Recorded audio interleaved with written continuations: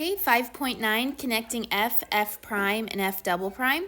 So it says for the function f of x is equal to 2x cubed plus 4x squared plus 2x, use a table to help you organize and draw your conclusions. So first I'm going to take the first derivative. So it's f prime of x is equal to 6x squared plus 8x plus 2. And then I'm going to set it equal to 0 to find my potential critical points.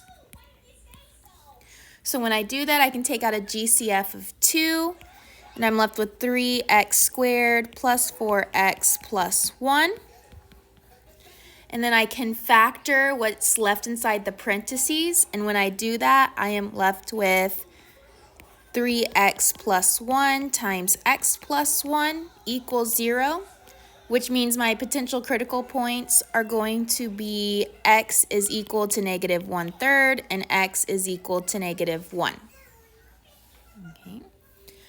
So using those, I'm going to create my table. So remember, I need to look at the intervals surrounding those critical points.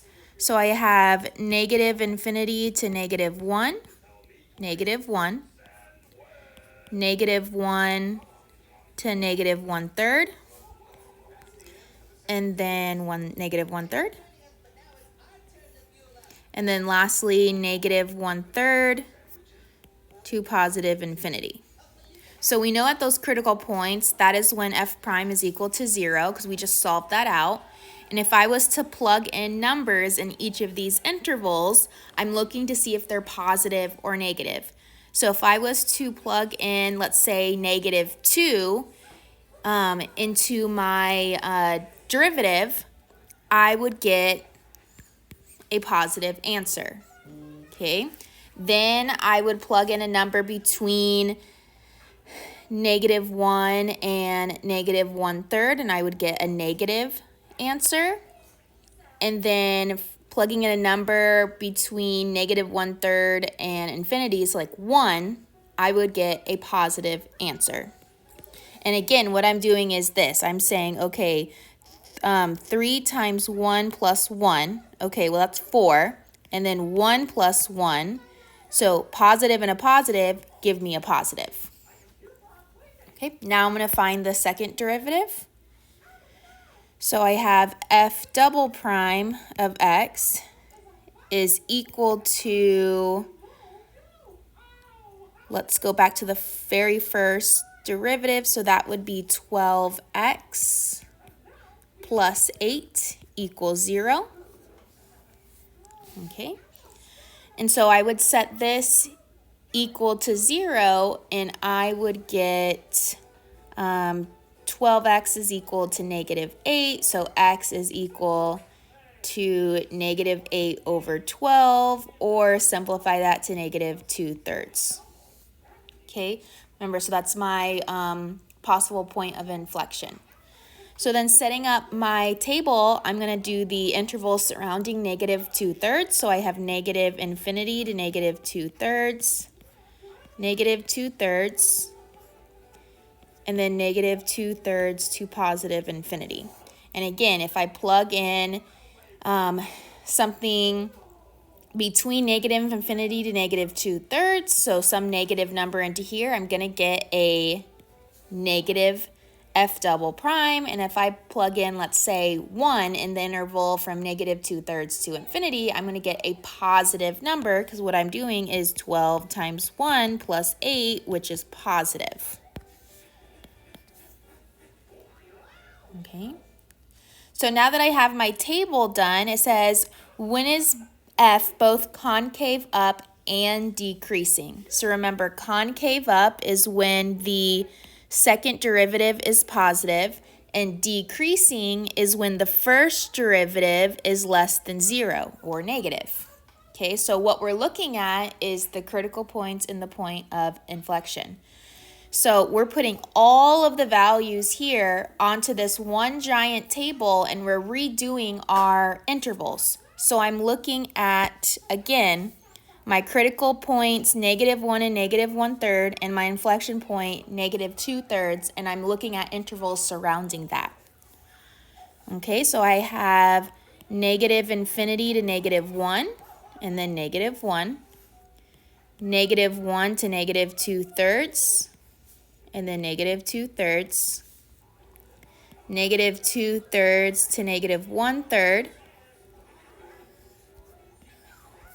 and then -1/3,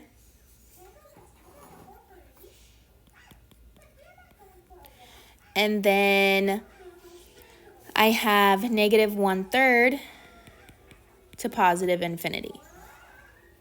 Okay, so what I'm looking at is within all those intervals, I'm going ahead and I'm plugging in what I found in my first two tables, and if I have to look within another interval, then I'm going to do so. So for the first derivative, I already did from -infinity to -1, so I know that is positive. This is 0.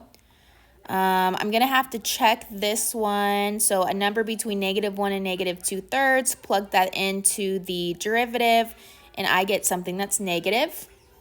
Okay, same, let's plug in -2/3, I'll get something negative. Something between -2/3 and -1/3, I'll get, again, something negative. And then if I plug in -1/3, I get 0 because that's a critical point. And then from -1/3 to infinity, something positive. Okay, so for these type of tables, since we're trying to find where it's concave up and decreasing, we don't really care about that pattern. We're not looking for positive, negative, positive, negative, or negative, positive, negative, positive. We're just trying to meet the criteria of concave up and decreasing. So then I'm doing the same thing for f double prime, plugging in something for each of those intervals. And I notice I get negative, negative, negative, 0 at my point of inflection, positive, positive, positive. And that's me plugging in those values into the second derivative. Okay, so what I'm looking for again is where the second derivative is positive, so it has to be one of these last three, and where the first derivative is negative. So the only point that meets that criteria is the interval -2/3 to -1/3, which means that between -2/3 and -1/3, the function is concave up and decreasing. Okay, so now we're going to talk about speeding up and slowing down. So it says an object is speeding up if v of t and a of t have the same sign. So v of t, that's velocity, and a of t, which is acceleration, have the same sign. An object is slowing down if v of t and a of t have different signs.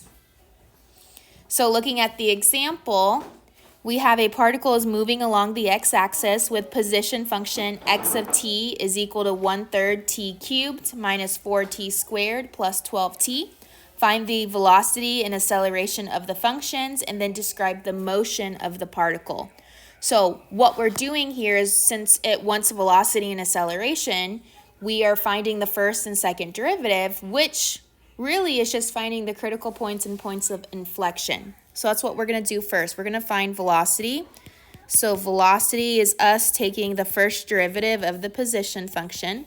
So we have t squared minus 8t plus 12. And then we're going to set that equal to 0 to find those potential critical points. So when we do that, we would factor this into t minus 2 times t minus 6. And we would get t is equal to 2 and t is equal to 6. Then we find acceleration, and we know acceleration is just the derivative of velocity. So taking that derivative, we get 2t minus 8. And if we set that equal to 0, we have 2 times t minus 4 equals 0, which means t is equal to 4. And so describing the motion of the particle, we'll notice that velocity and acceleration all have positive values, which means they're all the same sign. So we know that the object in general is going to be speeding up. Okay? So in order to look at it within all the intervals, what we can do is create a table just like we did above. Okay, so let me make some space for the table. So I have t, v of t, and then a of t. So looking at all my points, I have 2, 6, and 4. So I'm creating intervals surrounding all of those. So I have negative infinity to 2. Then I have 2 to 4.